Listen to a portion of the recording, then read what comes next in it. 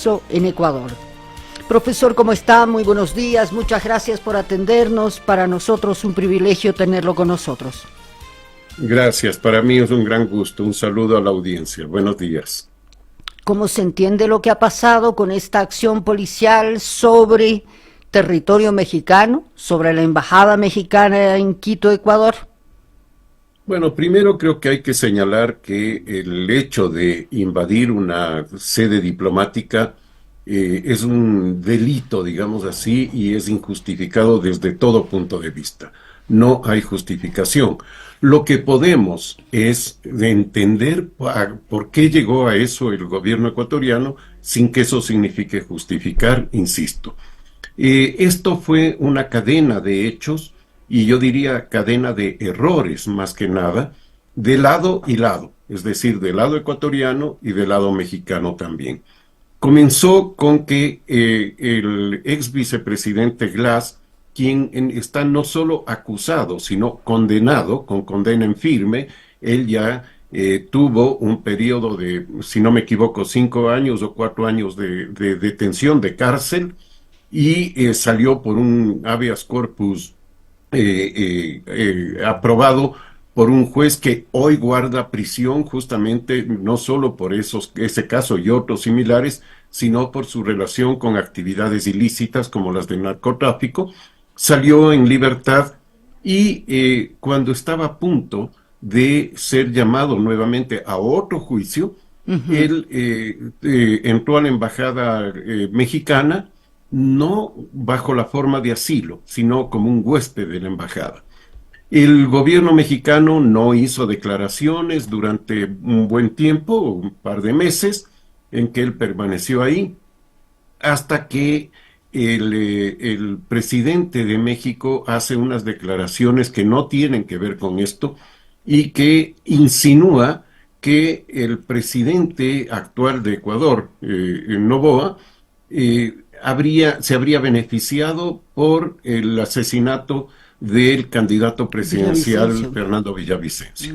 Esto fue una insinuación bastante fea y poco diplomática, y el gobierno ecuatoriano reaccionó también de una manera poco diplomática, expulsando a la embajadora de México en Ecuador, cuando debió haber enviado una nota de protesta y pedir que se disculpe el presidente mexicano, que es lo que se usa en estos casos.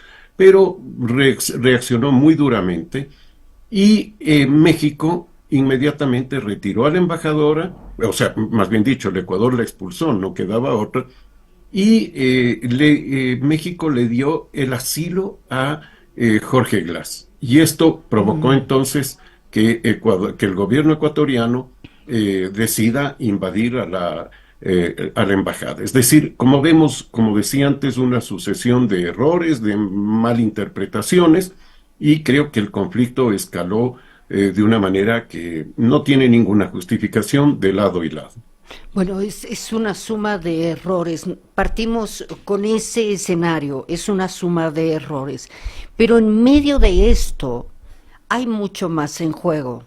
Hablemos de lo interno de Ecuador, porque en esto tiene que ver la acción del narcotráfico, el hito que marca el asesinato de Villavicencio y la situación del joven presidente Noboa.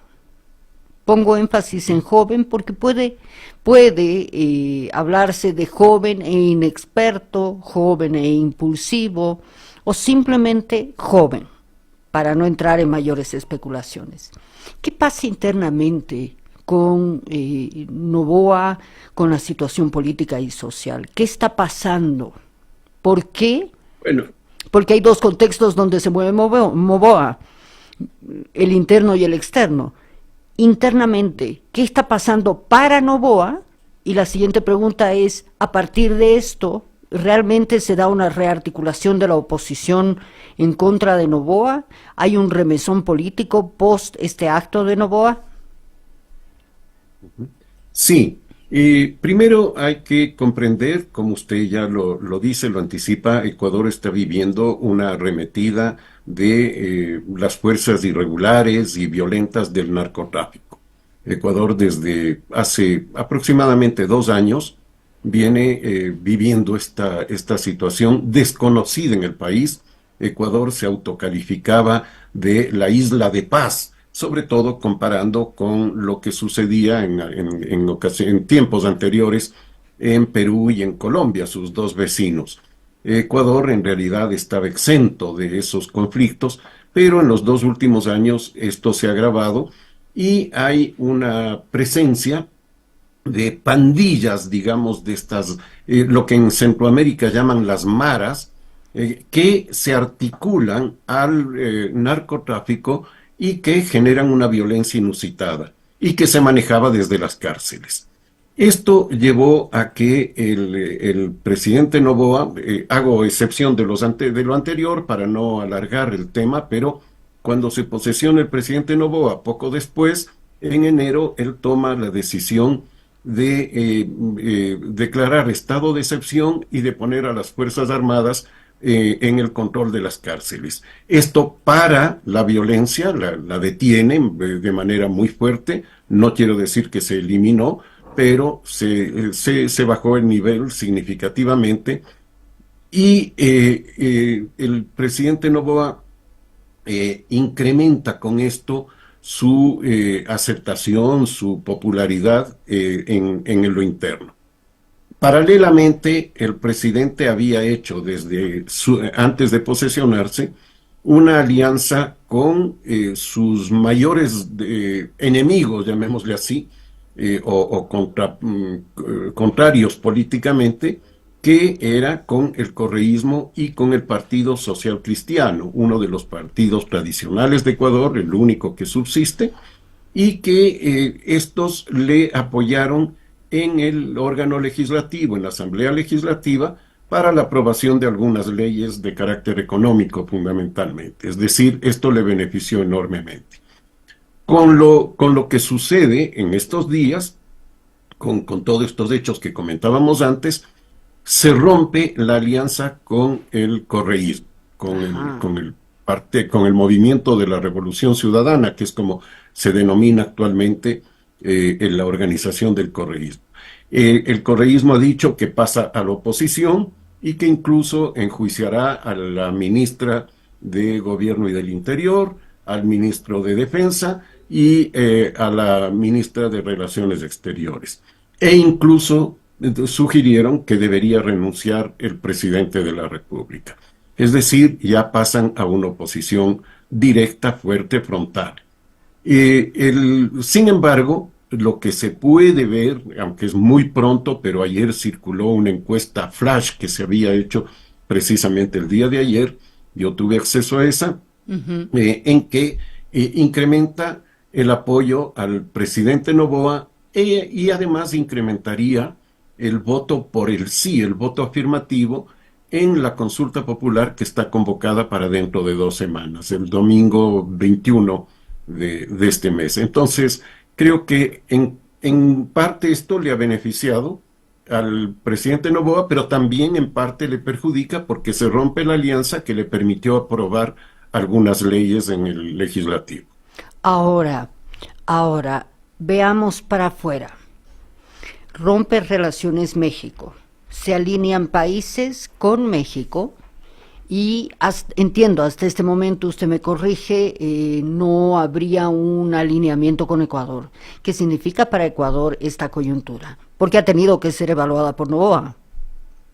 Quizás haría una precisión. Me parece que los países se alinean más que con México con el principio de inviolabilidad Perfecto. de las embajadas y Perfecto. con el principio de respeto a los convenios internacionales. Creo que ese es lo que ha sucedido y era esperable que así sucediera y bien que haya sucedido así, porque creo que los países deben respetar esos acuerdos internacionales que son los que nos garantizan que tengamos un orden jurídico internacional, precisamente. Entonces, creo que eso era esperable. Yo no entiendo cómo el gobierno ecuatoriano no previó eso y cómo tomó esta decisión absolutamente equivocada y yo diría temeraria de invadir la embajada mexicana.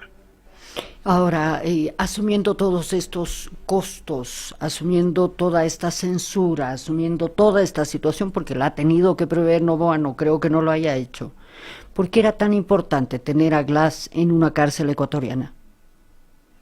Y bueno, primero que nada, Glass no está, digamos, acusado ni procesado por delitos políticos, sino por delitos comunes. Y de lo que se ha visto por las últimas investigaciones, las recientes investigaciones de la Fiscalía General de la Nación, es que hay una relación muy fuerte entre esos delitos y el narcotráfico. No, Ok. no estoy afirmando que Jorge Glass directamente tenga eso, pero los delitos que se habían cometido, los jueces que intervinieron, los abogados que intervinieron, fueron jueces y abogados que estuvieron al servicio de grupos de narcotraficantes.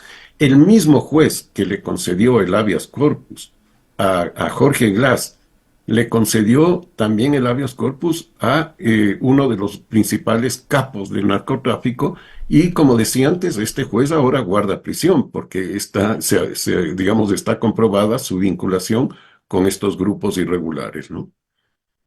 Y le agradezco mucho este diálogo con el programa. Van a ser horas, creo, muy importantes las que se van a vivir hoy. Veremos qué más pasa. Sí. Y le agradecemos que tengamos este referente tan sereno en Quito, Ecuador. Muchas Un gracias a ustedes, un gusto, un gusto, saludo profesor. cordial. Muchas gracias.